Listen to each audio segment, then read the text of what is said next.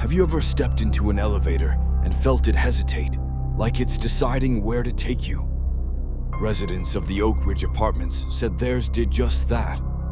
At first, it was small things, doors closing slower than usual, the elevator stopping at floors that didn't exist. But one night, it took a dark turn.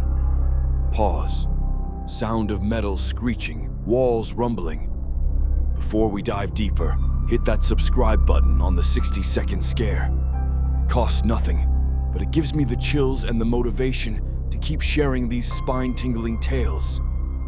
Beat. Silence now. Back to the elevator. On the 13th floor, a man named Daniel pressed the button for the lobby. The lights flickered once, then twice, and instead of going down, he felt a jolt. Sideways.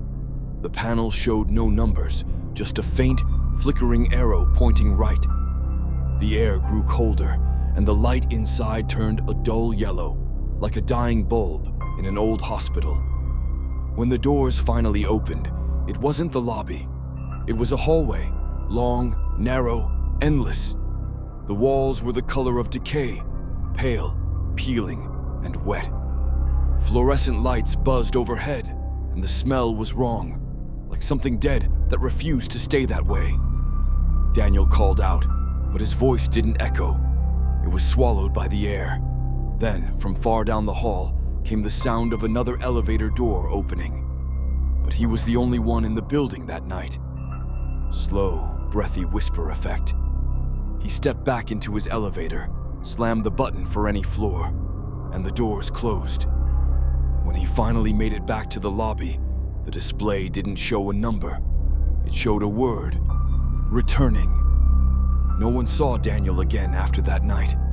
Now, every few days, the elevator opens on its own to a hallway no one else can find.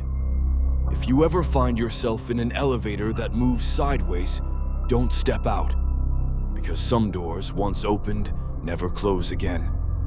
I'm working on something even darker, a story about a babysitter and a recording that should never have been found. It's called The Babysitter's Recording, and it's coming soon.